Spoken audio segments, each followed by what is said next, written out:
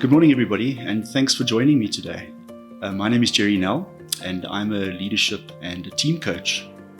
As you know, a lot of team coaches and coaches in general have a lot of tools and instruments and models which we work with as part of our coaching with clients.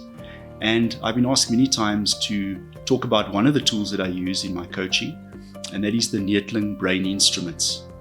And Neethling Brain Instruments is based off a lot of research which has taken place by Dr. Kobus Neethling in the 1980s and is still taking place today.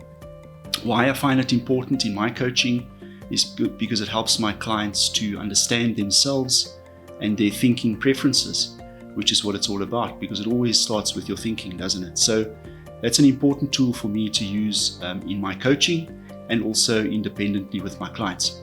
So we thought today we will take you through the process of understanding how it works and what the results look like. And today I've got Stephanie, who's going to join me in going through some of the questions which normally gets answered as part of this battery of assessments, and then just show you the results as well and talk around the results of these assessments, which will inform you a bit better. So without further ado, let me introduce you to Stephanie on my left-hand side here. Hi, Steph. Thank you, Gerry. Let's get started. All right, so let's start the questions, and hopefully you'll find it very interesting. I'm going to be asking Stephanie some questions, and there are preference questions which she needs to answer. So we'll go through it with her from 1 to 30 and get her answers. And then, as I said, at the end of the questionnaire, we'll show you what the results look like, which should be interesting, and let's see what Stephanie's reaction also is on the results itself. So Stephanie, let's go to question 1 and work through the questions in order. Okay. So the question is, when I study, I prefer to obtain a general outline of the information, remember the facts, have a positive attitude about the work, or study according to a plan or a procedure. Which one would be your preference there? So I have to number them 1, 2, 3. 1, 2, 3, and 4 years. So your most preferable is 1, 2, 3, and 4 years. So the first one you read again? All right. When I study, I prefer to obtain a general outline of the information. You can make that number 1 is that for me. Number 1? Perfect. Remember the facts. Have a positive attitude about the work. And study according to a plan or a procedure. Okay. I think the second one you mentioned is my number 2. All right. Let me repeat them. Have a positive attitude about the work. Study according to a plan or a procedure. Yeah, so maybe make the other one number 3. Okay. Which one would that be? That'd be the guideline. Plan or procedure. Yeah, that one. Perfect. Yeah. Okay. Number 3. And then the other one is automatically number 4. Yeah. Okay. Question 1 out of the way. So I prefer a person who is well organized, is realistic, is open-minded, or listens and pays attention to what I am saying. Is realistic. It's number Good. 1. Yes. Pays attention to what I'm saying. Number Yes. 2. I know the other one was organized. What was the last one? Open-minded. I think organized might be last. Okay, good. So, third question is, I prefer situations which are warm and relaxed, where everything is in its place, which are excited and different, or which forces me to think deeply. Warm and relaxed is number 1. Okay. When you say exciting and different, I have a question. Does that mean out of my comfort zone, or? Yeah, something that makes you feel excited and something that's different.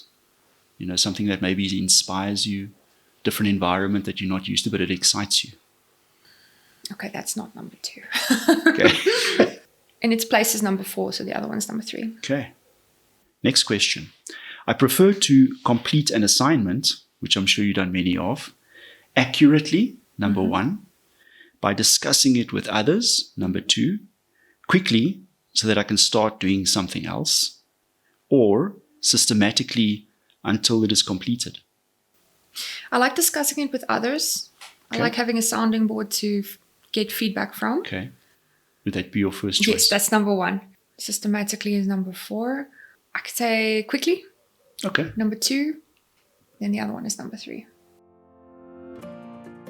Okay, everybody, welcome back. And Stephanie has conducted her assessment, so well done with that, Stephanie. And it's always never a clear-cut yes or no answer. It takes a bit of thinking to go through the assessment questions, which Stephanie has bravely done, and come up with a result. So we thought, let's share some of the results with the audience today, so you can get an idea of what the audit assessment results look like. So for Stephanie, who's willing to give us her results, it's quite straightforward that she's pretty high on the people profile. And on the people profile, very much an empathizer, which means that she got a high score for this. And it also means that if I look at the other domains, that Stephanie will always put people first. So this could be a good thing, and it could also be a challenge.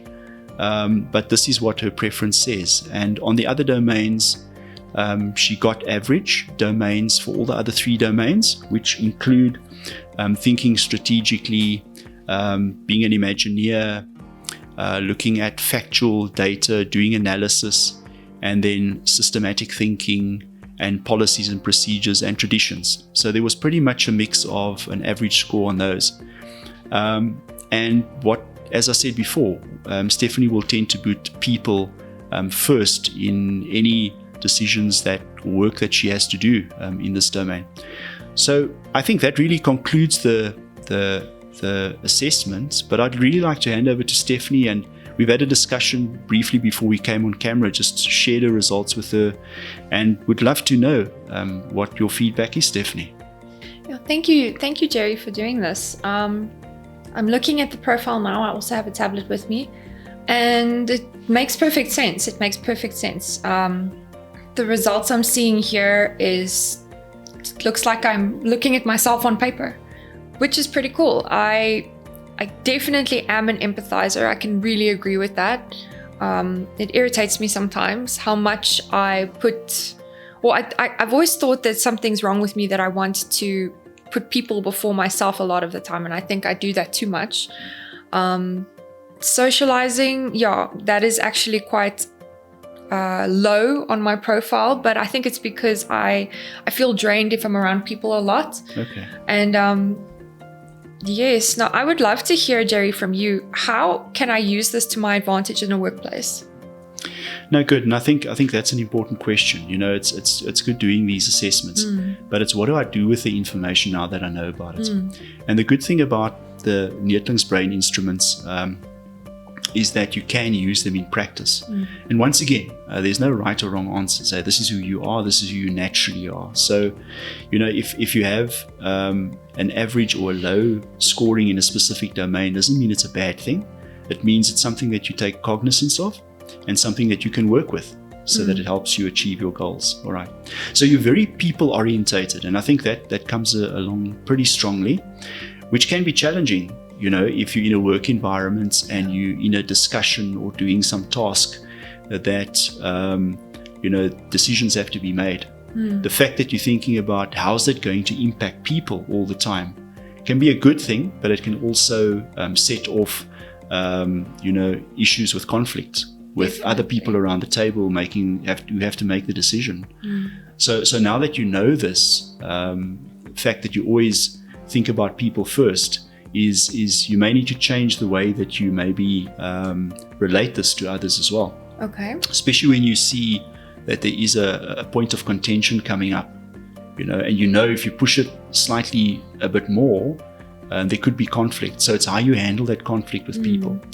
And what I would also suggest is that you use this profile and share it with your colleagues, and that they do a profile so that you get all the profiles and that each of you can understand each other. Because if you have a low preference for something, and it's work that has to be done, because remember, this is not necessarily about skills, it's about your preference and the way you think. You might have to move into a specific domain that you're not comfortable with, or you can get someone that's got a strong profile in a specific domain.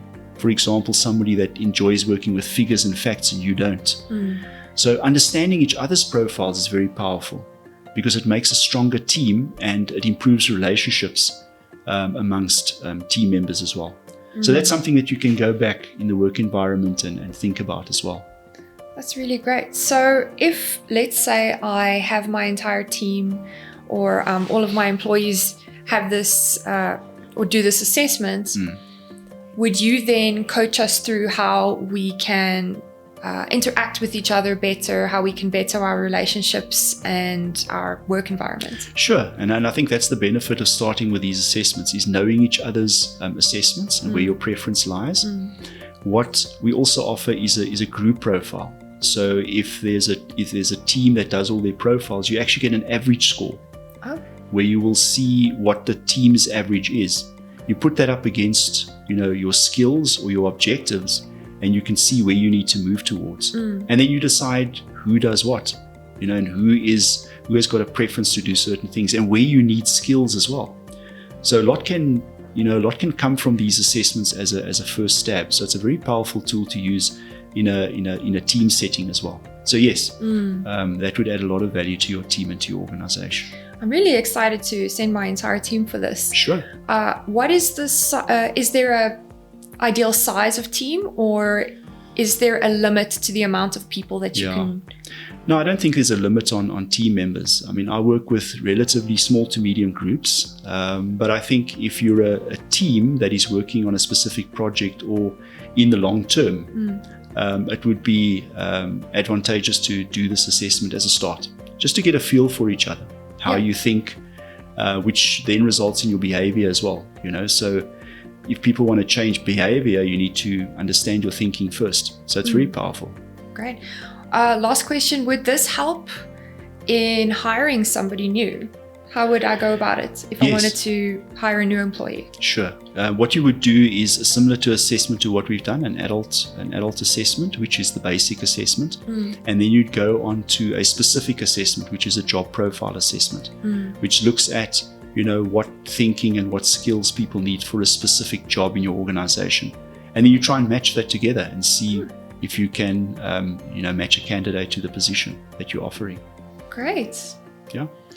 I think that's it for now. I can't wait to sit and read through this in great detail. And thank you so much, Gerry. Great. This was great. Stephanie, thank you. And it was a privilege, and thank you for your time. And to the audience, I'm hoping that you got some value out of this session. And please, if you'd like me to contact you with regards to the Neertling Brain Assessment, please feel free to do so at any time. Thank you.